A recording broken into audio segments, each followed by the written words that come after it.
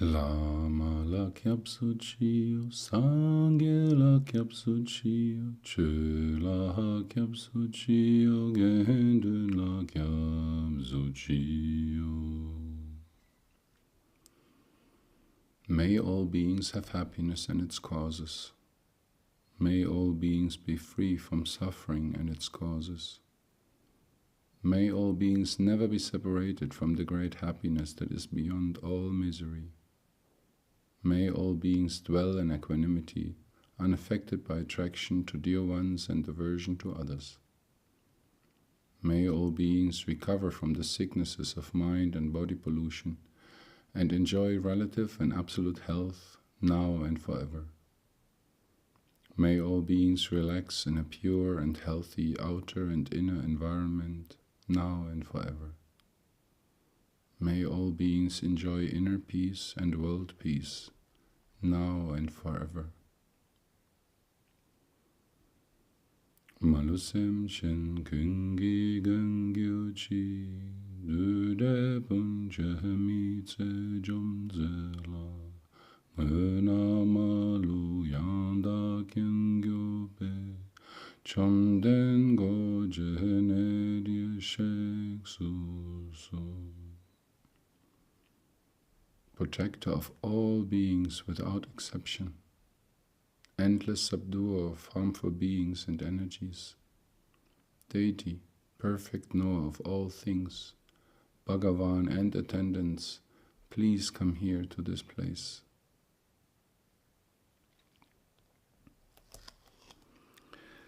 Savaripa, the hunter.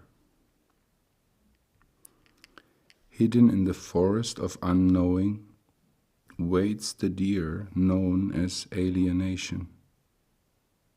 Hunter, draw taut the bowstring of insight on the bow of skillful means, and let fly the arrow of ultimate truth.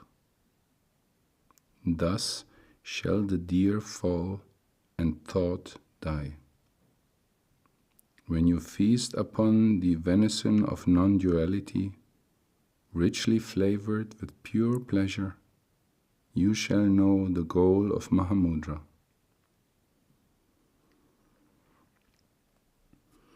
On the slopes of Vikrama Peak, in the rugged Mantra mountain chain, lived Savaripa, a savage hunter. He was a man trapped in a vicious karmic cycle of killing to live and living to kill. Such is the fate of all hunters. One day, however, he came to the notice of Lokeshvara, the Bodhisattva of compassion. Taking pity on him, the Bodhisattva decided to release Savaripa from his karmic curse. Assuming the form of a hunter, Lokeshvara stood waiting for him on the road. "And who might you be?" asked Savaripa, looking the newcomer up and down. "I am a hunter, as you are," the stranger replied. "Where from?" asked Savaripa suspiciously. "Oh, very far away," came the evasive reply. Savaripa decided to put the stranger to a test. "If you had only one arrow," he challenged, "how many deer could you hit?" 300 or so, replied the Bodhisattva calmly. Savaripa snorted. "I'd like to see you try." "Tomorrow at dawn, then," said the Bodhisattva as he melted into the forest and vanished. The next morning found Savaripa and the Bodhisattva far out on a vast plain in search of deer. Before long, they came upon a herd of 500 that had been secretly conjured up by Lokeshvara. "There are your deer," whispered Savaripa. "Let's see how many you can shoot." "How about all 500? Asked his companion. "Oh, I think 100 would do as a start," said Savaripa mockingly. The Bodhisattva let fly a single arrow, and 100 deer fell dead. Then he asked the astonished hunter to help him carry one home. Despite his strength, Savaripa's arms began to tremble as he attempted to lift the deer. Try as he might, he was unable to move so much as a leg of the dainty creature. With the last remnants of his pride gone, the deeply embarrassed Savaripa asked the Bodhisattva to teach him to use the bow as well as he did. Lokeshvara agreed, but only on condition that Savaripa and his wife abstain from eating meat for 1 entire month. Savaripa agreed. When barely a week had passed, the Bodhisattva returned and added another stipulation on their agreement. If Savaripa wanted archery instruction, he would have to meditate upon loving kindness and compassion for all living creatures. Again, the hunter agreed. When the month had passed, the Bodhisattva returned and Savaripa welcomed him with delight. Arya Lokeshvara then drew a mandala in the dirt floor of the hunter's cabin and scattered it with flowers. "Look deeply into what I have drawn," he said to the hunter and to his wife. "Tell me what you see." As they gazed into the magic circle, the couple turned ashen and shut their eyes tight in dismay. Neither man nor wife could speak. "Tell me what you see," demanded the Bodhisattva. "Ourselves, burning in the 8 great hells," Savaripa finally blurted out. "Are you not filled with fear?" asked the Bodhisattva. "Yes, oh yes," gasped the couple. "What would you do to avoid it?" "Anything." Whereupon their visitor began to explain the basic tenets of the Buddha's doctrine. Savaripa began to understand why he had been asked to stop eating meat and to contemplate compassion for all forms of life. He now realized that killing only strengthened the desire to kill again. The result was that society looked upon such people as dishonorable and vile, and the karmic retribution for such a life was rebirth in a human hell. If you foreshorten the lives of others, the Bodhisattva explained, you can expect your own life to be cut short before its time.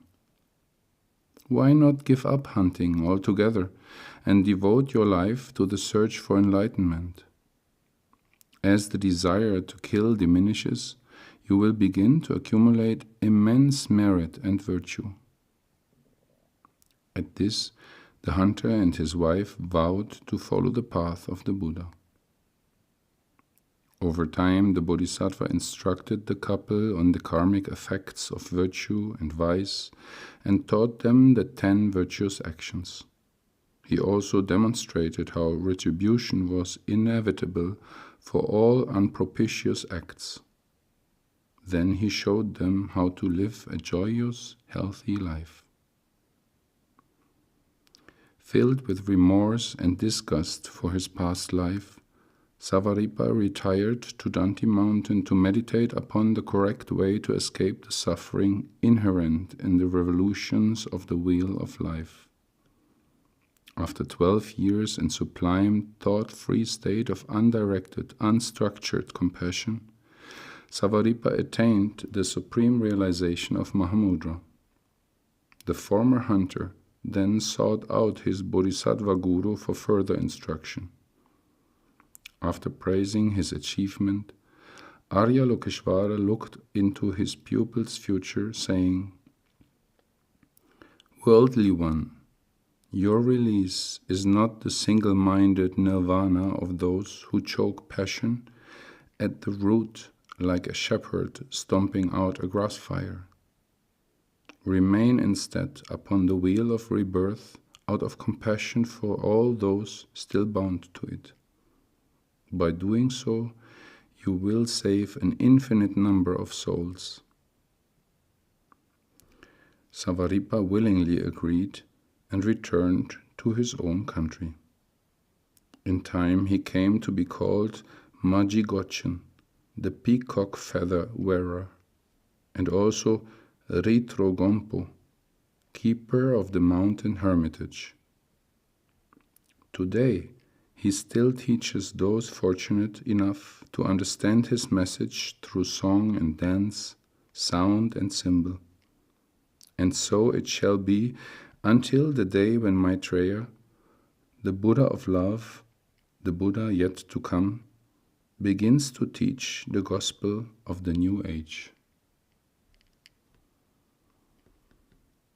Ni modelek sendelek, ni megung yang delek shin, nin sentak tu delek bel, Kensho sungi jingi lob, Kensho sungi ngodrobzo, Kensho sungi tashi sho. At dawn or dusk, at night or midday, may the three jewels grant us their blessings. May they help us to achieve all realizations and sprinkle the path of our lives with various signs of auspiciousness. Tashi Dilek.